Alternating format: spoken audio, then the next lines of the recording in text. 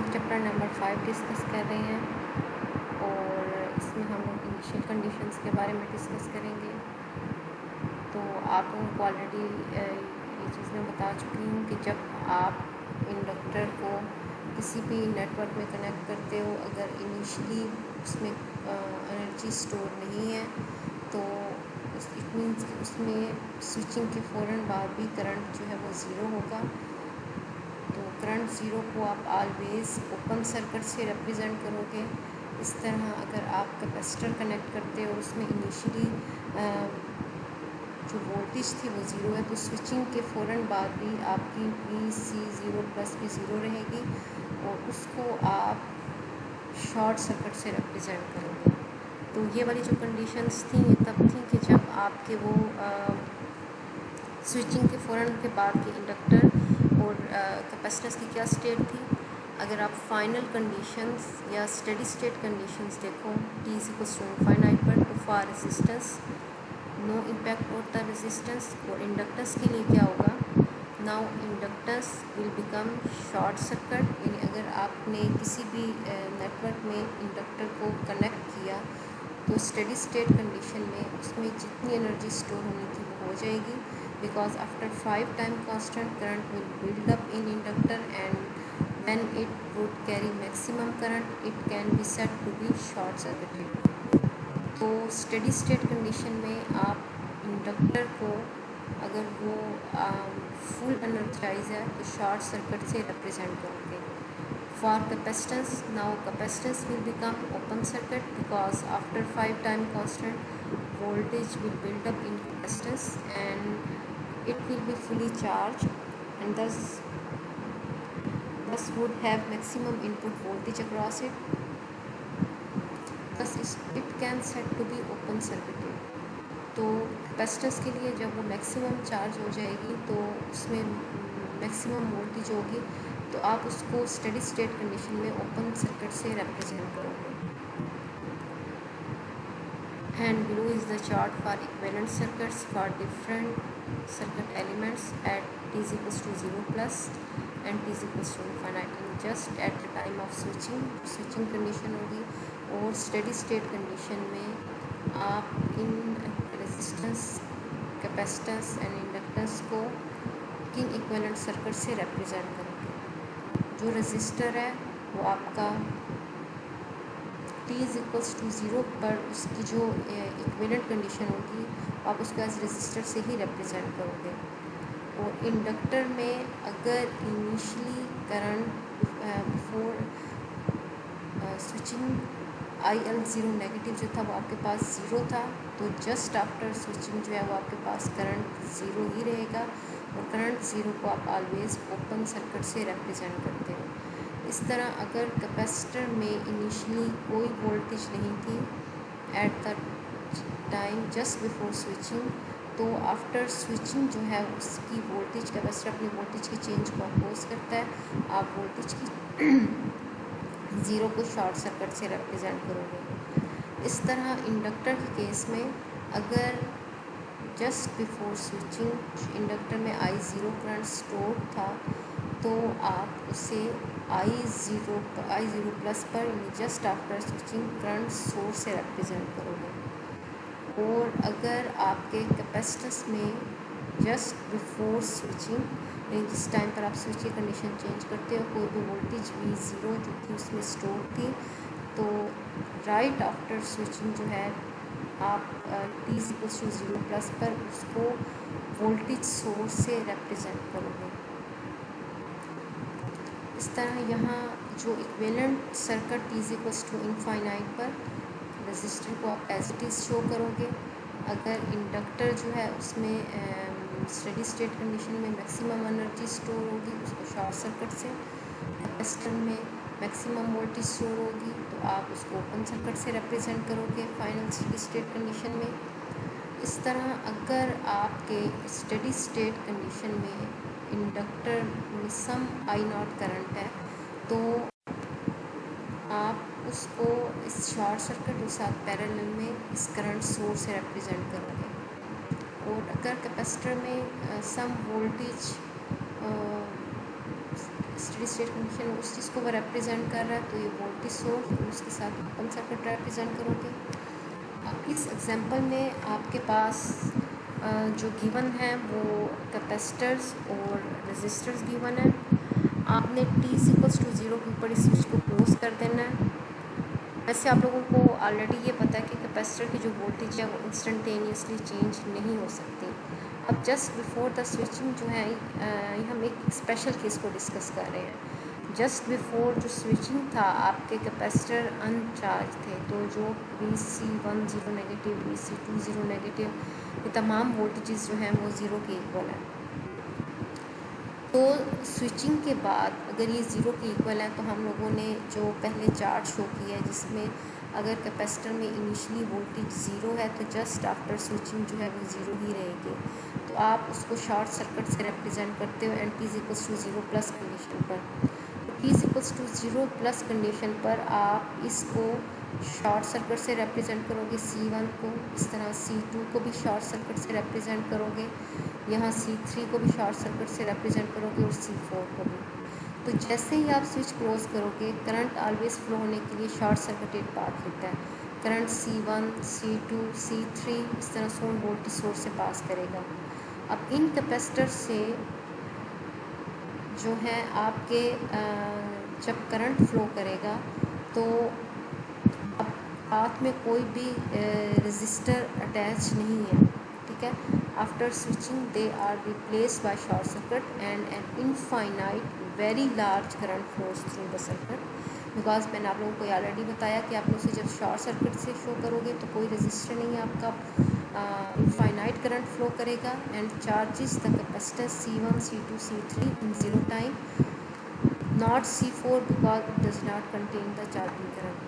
C4 को charge नहीं करेगा लेकिन C1, C2, C3 को ज़ीरो टाइम में वो चार्ज कर देगा। तो जो आपकी स्विचिंग से पहले की वोल्टेज Vc01 और Vc0 प्लस, ये हम स्पेशल केस को डिस्कस करें जिसमें ये सेम नहीं होंगे। Because where on closing all the capacitors come in the circuit acting as short circuit with no resistance, so a large impulse current flows to charge the capacitance in very short time। ठीक है, hopefully आपको clear हो गया होगा कि अगर कोई भी रजिस्टर कनेक्ट नहीं हुई जहाँ इस तरह इस बात में कोई भी रजिस्टर कनेक्ट नहीं हुई थी, तो आपका स्विच क्लोज करने के बाद जब ये शॉर्ट सर्किट के तौर पर शो होंगे तो यहाँ से वेरी लार्ज करंट शो होगा। बिकॉज जो I होता है वो V/R के इक्वल होता है। अगर रजिस्टर ज़ीरो है तो करंट आपके पास इनफाइनाइट है। तो आपके यहाँ कैपेसिटर जो है ये ज़ीरो टाइम में चार्ज हो जाने हैं, C1, C2, C3 और C4 चार्ज नहीं होगा बिकॉज करंट के पाथ में वो नहीं आ रहा। तो यहाँ ये सिर्फ जस्ट वन केस है जिस केस में आपकी Vc1 0 नेगेटिव Vc0 पॉजिटिव के इक्वल नहीं है।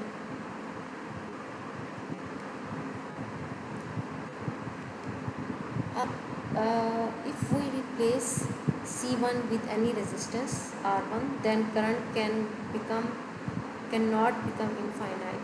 अगर आप यहाँ इस कैपेसिटर की जगह रेजिस्टर कनेक्ट कर दोगे तो अब करंट इनफाइनाइट नहीं रहेगा।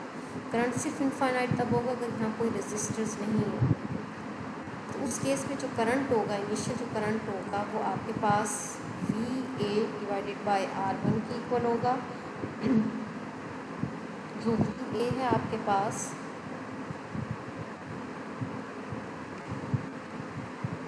अगर यहाँ इस C1 की जगह आपका कोई भी रेजिस्टर अटैच है, C2, C3 आपके एज ए शॉर्ट सर्किट के तौर पर शो होंगे, तो यहाँ इस स्विच को क्लोज करने के बाद I0 प्लस जो होगा जो फ्लो करेगा जस्ट आफ्टर स्विचिंग, वो करंट आपके पास V0/बाय इस रेजिस्टर होगा।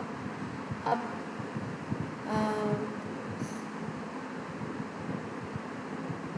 सॉरी VA/R1 होगा। तो अब यहाँ VA किसकी इक्वल होगी? VA आपकी V0 minus Vc1, Vc2 plus Vc3 zero positive, यानी जो ज़ीरो प्लस टाइम पर इसके अक्रॉस वोल्टेज ड्रॉप होगा और इसके अक्रॉस वोल्टेज ड्रॉप होगा ज़ीरो प्लस टाइम पर जस्ट आफ्टर स्विचिंग। तो आप उसमें से अगर टोटल वोल्टेज में से इन दोनों को सब्ट्रैक्ट कर दोगे तो आपके पास जो यहाँ वोल्टेज आ रही है उसको आप फाइंड आउट कर लोगे।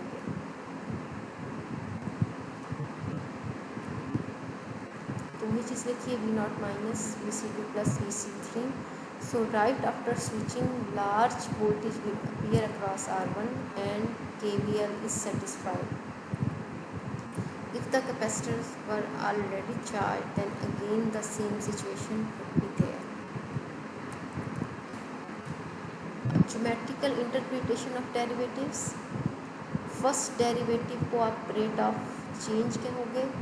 अगर di/dt है तो ये rate of change of current, इस तरह dv/dt rate of change of voltage. और सेकंड डेरिवेटिव को आप rate of change of slope कहते हैं। अगर आपने इस di/dt का एक बार मज़ीद डेरिवेटिव ले लोगे तो आप इस फॉर्म में रिप्रेजेंट करते हो, आप लोगों को ऑलरेडी पता है। इस केस में आप अगर इस नेटवर्क इक्वेशन लिखोगे तो वो आपके पास V = L di/dt plus IR। यहाँ आपने जो फाइंड आउट करना है वो di0 प्लस ओवर dt और D square I0 plus over dt square, यानी करंट जो जस्ट आफ्टर स्विचिंग है उसका फर्स्ट डेरिवेटिव और सेकंड डेरिवेटिव फाइंड आउट करना है। आप हमेशा फर्स्ट डेरिवेटिव और सेकंड डेरिवेटिव इनिशियल कंडीशंस को फाइंड आउट करने के लिए पहले नेटवर्क की इक्वेशन लिखोगे, देन t की जगह आप 0 प्लस को पुट करोगे, फिर जो उसके रिस्पेक्ट से कंडीशंस होंगी आप वो पुट करोगे। यहाँ आपके पास मेन जो नेटवर्क इक्वेशन थी वो ये थी, इसमें t की जगह आपने 0 प्लस पुट किया, यहाँ 1/L minus I0 plus R। अब आपको ये गिवन है कि इंडक्टर में इनिशियली ज़ीरो करंट जो है वो था, because IL0 negative =0। So inductor acts as open circuit. मैंने आप लोगों को ऑलरेडी बताया कि अगर इंडक्टर में यहाँ कोई करंट ना हो तो आप इसको, अगर ज़ीरो करंट है तो जस्ट आफ्टर स्विचिंग आप इसे ओपन सर्किट से शो करते हो। अगर इस इंडक्टर की जगह आप ओपन सर्किट से शो करोगे तो इस करंट के फ्लो करने के लिए कोई क्लोज पाथ नहीं होगा। तो आपके पास I0 जो कंडीशन है, I0 प्लस कंडीशन, वो ज़ीरो होगी। तो यहाँ आप इसमें इस I0 प्लस की जगह ये पुट कर दो तो आपके पास जो di/dt 0 प्लस जो है वो V/L के इक्वल आ जाएगी, बिकॉज ये वाला जो पार्ट है ये 0 के इक्वल है। अगर आपने करंट की इनिशियल कंडीशन का सेकंड डेरिवेटिव फाइंड आउट करना है तो जो आपकी फर्स्ट डेरिवेटिव इक्वेशन थी, ये वाली इक्वेशन, आप इसी का ही सेकंड डेरिवेटिव लोगे। आपने इसका सेकंड डेरिवेटिव लिया तो V कांस्टेंट है, ये आपके पास 0 हो जाएगा। यहाँ -R di/dt, इस इक्वेशन को अरेंज कर लोगे, इस फॉर्म में आ जाएगी आपके पास। यहाँ अगेन t की जगह आप I0 प्लस पुट करोगे तो इस केस में di0 प्लस ओवर dt आप पहले फाइंड आउट कर चुके हो, V/L आपने वो पुट किया तो आपके पास सेकंड डेरिवेटिव जो है वो -VR/L² आ गया।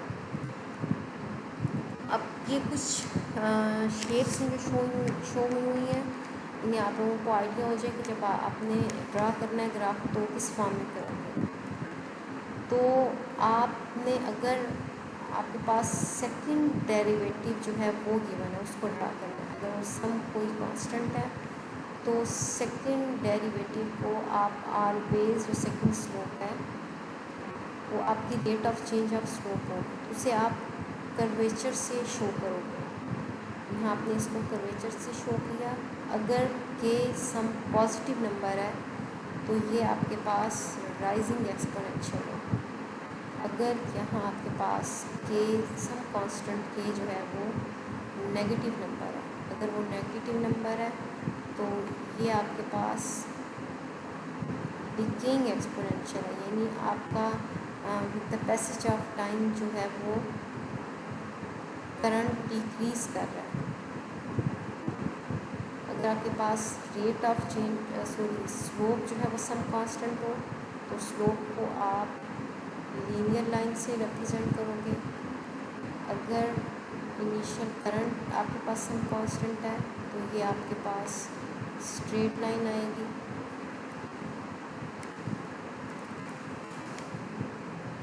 तो यहाँ it means for finding initial conditions, अगर आपने आई एल ज़ीरो नेगेटिव जो है वो आपके पास ज़ीरो है तो वही जो हम लोग पहले भी डिस्कस कर चुके हैं, तो आपके मेनली जो प्रॉब्लम्स हैं वो इसी चीज़ पर ही बेस कर रहे हैं। अगर करंट इनिशियली ज़ीरो है तो इंडक्टर को आपको ओपन सर्किट से रिप्रेजेंट करना है।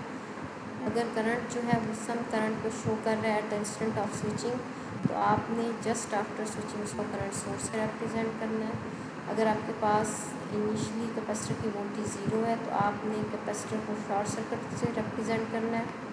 वोल्टेज ज़ीरो को आप ऑलवेज नो रजिस्टर से रिप्रेजेंट करते हो। और अगर आपका कैपेसिटर के अक्रॉस वी नॉट वोल्टेज है जस्ट बिफोर स्विचिंग तो आप उसको वोल्टेज सोर्स से रिप्रेजेंट करोगे and resistors are left unchanged. अब इस प्रॉब्लम में गिवन प्रॉब्लम में आपने फाइंड आउट करना है I1 0 plus I2 0 plus DI over DT 0 plus DI2 0 plus over DT and second derivative of I1 second derivative of I2। आप लोग इस चीज़ में बिल्कुल भी कंफ्यूज नहीं होंगे। अगर आपने I01 V01 यानी स्लोप के बगैर जस्ट इनिशियल करंट जो है उसको फाइंड आउट कर रहे हो तो आप अपने इंडक्टर्स और कैपेसिटर्स को उनके इक्विवेलेंट जो चार्ट की फॉर्म में मैंने ड्रा की थी उसकी फॉर्म में ड्रा कर आप जस्ट सर्किट से ही फाइंड आउट कर लोगे कि आपके पास I0 प्लस और इस तरह I2 0 प्लस क्या है। लेकिन जब आपने इनका डेरिवेटिव फाइंड आउट करना है तो आफ्टर स्विचिंग जो है आप अगर है t0 पर स्विच क्लोज हो रहा था तो उसके बाद आप नेटवर्क्स की इक्वेशन लिखोगे। नेटवर्क इक्वेशन लिखने के बाद उसमें तमाम कंडीशंस जो हैं वो पुट करने से आपके पास DI ओवर DT आ जाएगा। उसी इक्वेशन का सेकंड डेरिवेटिव लोगे तो आपके पास उसी में अगेन t की जगह 0 प्लस कंडीशन का जब फाइंड ही इनिशियल कंडीशंस कर रहे हो तो वो करने से आपके पास सेकंड डेरिवेटिव आ जाएगा। अब जब आपने इन टू को फाइंड आउट करना है I1 0 प्लस और I2 0 प्लस, जब इनको फाइंड आउट करोगे तो आपने इक्वेशन ही लिखनी। जस्ट उस टाइम जो आपके नेटवर्क की स्टेट होगी आपने इक्विवेलेंट फॉर्म्स ड्रा करनी है। जो ये वाली मैंने आप लोगों को ऑलरेडी बताई कि आपने जो इक्विवेलेंट इंडक्टर्स और कैपेसिटर्स को किस तरह आपने रिप्रेजेंट करना है वो रिप्रेजेंट करके जस्ट आप I0 प्लस और I2 0 प्लस लिखोगे। कैपेसिटर में इनिशियली कोई वोल्टेज स्टोर नहीं थी तो आप उसको शॉर्ट सर्किट से रिप्रेजेंट करोगे t=0 प्लस पर। इंडक्टर में कोई करंट स्टोर नहीं था तो IL0 नेगेटिव, जब आपका स्विच ओपन था उस वक्त आपके पास IL0 नेगेटिव 0 था। बिकॉज अगर स्विच ओपन है तो इसको चार्ज होने के लिए, इसको एनर्जाइज होने के लिए कोई बात नहीं है आपके पास। तो यहाँ आपका ज़ीरो करंट को आप ऑलवेज ओपन सर्किट से रिप्रेजेंट करते हो, आपने वो कर दिया। अब यहाँ से देख सकते हो आप कि आपके पास जो I1 0 प्लस है ये V/R1 के इक्वल है और I2 0 plus because proper loop नहीं है करंट को फ्लो करने के लिए तो ये आपके पास 0 है। तो आप इसी तरह लिखोगे I1 0 plus V/R1, I2 0 plus 0। अब आपने इस लूप की इक्वेशन लिखनी after switching to find derivative of initial current, यानी इन तमाम जो एंटिटीज़ हैं इनको फाइंड आउट करने के लिए आप हमेशा नेटवर्क की इक्वेशन लिखोगे आफ्टर स्विचिंग, और फिर टी की जगह आप 0+ लिखकर तो इनिशियल कंडीशन पुट कर लोगे। आप जब इस लूप की इक्वेशन लिखोगे तो वो आपके पास v is equals to 1/c I1 minus I2 dt R1 I1 minus I2। इस तरह जो आपकी सेकेंड लूप की इक्वेशन होगी R1 I2 minus I1 R2 I2 plus L dI2 over dt। तो एक इक्वेशन आपके पास जो फर्स्ट लूप की थी इस फॉर्म में आ गई, और जो सेकेंड लूप की इक्वेशन है वो आपके पास ये वाली इक्वेशन है। ठीक है, अब फर्स्ट इक्वेशन को अगर आप देखोगे तो इसमें आपके पास, इससे आप dI2 0+ ओवर dt को फाइंड आउट कर सकते हो। आप इस इक्वेशन को अरेंज कर लो।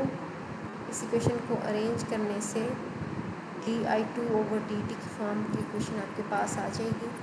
अब यहाँ t की जगह 0+ पुट करोगे, जिस जगह भी I2 आ रहा होगा वहाँ आप इस तरह I2 0+, I1 0+, ये सब पुट करने के बाद जो आपने ऑलरेडी I1 यहाँ I1 और I2 को फाइंड आउट किया है,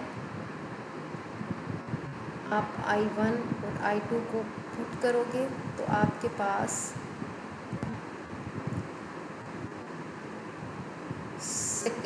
dI2 over dt 0+ v over L के इक्वल आ जाएगा। इस इक्वेशन से आप जो फाइंड आउट कर सकते हो आपकी जो ए इक्वेशन है। अब इस इंटीग्रल साइन को रिमूव करने के लिए आप इस इक्वेशन को एक बार डिफरेंशिएट करोगे। जब आप डिफरेंशिएट करोगे तो v कांस्टेंट क्वांटिटी है वो आपके पास 0 आ जाएगी। इक्वेशन आपके पास इस फॉर्म में आ जाएगी। अब इस इक्वेशन में I1 0+, इस तरह यहाँ dI1 0+ over dt, dI2 0+ over dt, dI2 0+ आप फाइंड आउट कर चुके हो। I1 0+ भी आपको पता है, वो आप पुट कर दोगे तो आपके पास dI1 0+ ओवर dt आ गया। अब नेक्स्ट में आपने जो फाइंड आउट करना है वो सेकंड डेरिवेटिव ऑफ I2। वो फाइंड आउट करने के लिए डिफरेंशिएट इक्वेशन को वंस अगेन।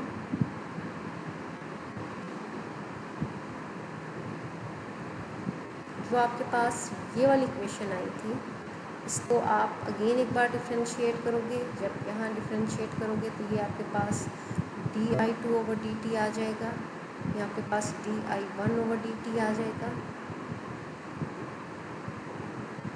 अब इस इक्वेशन इस फॉर्म में आ जाएगी।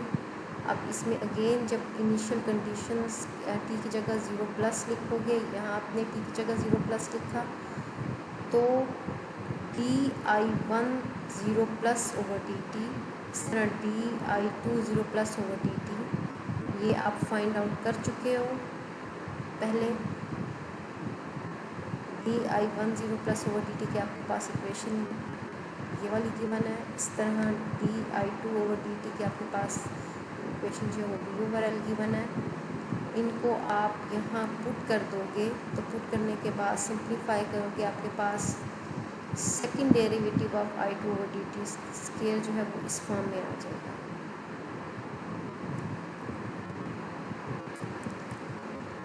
अब next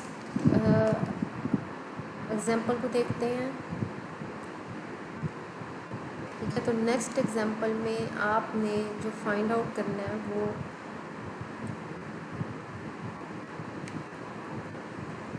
I0+ dI0+ over dt d square I0+ over dt square.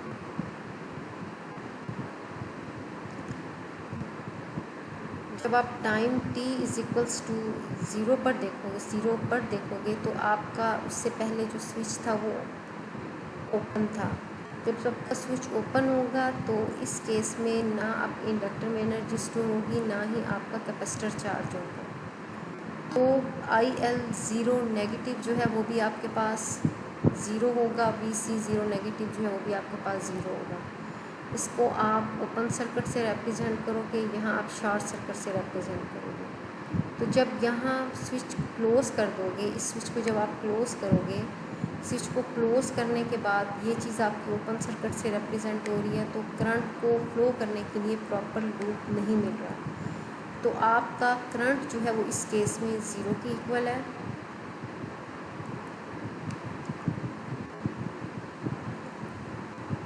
वही चीज़ लिखिए कि I0 प्लस जो है वो ज़ीरो के इक्वल है।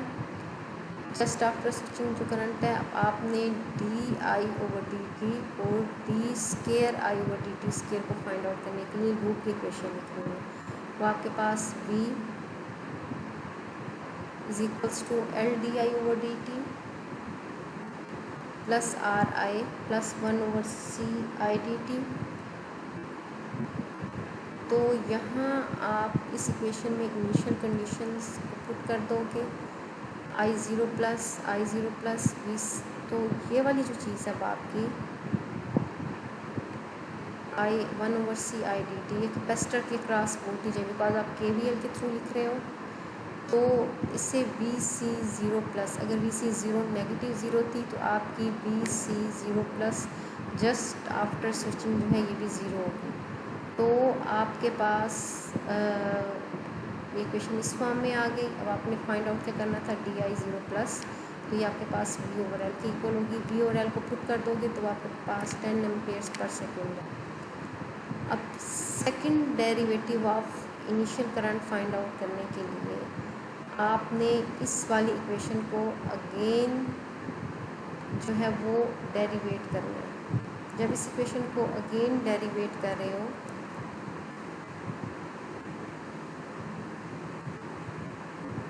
तो यहाँ आपके पास जो एंटिटीज़ आ रही हैं उसमें आपने again initial condition I0 plus condition put की, di0 प्लस ओवर dt आप फाइंड आउट कर चुके हो, I0 प्लस भी फाइंड आउट कर चुके हो। इनकी वैल्यूज़ को पुट करोगे तो ये आपके पास -100 एम्पेयर्स पर सेकेंड स्क्वायर आ जाएगा।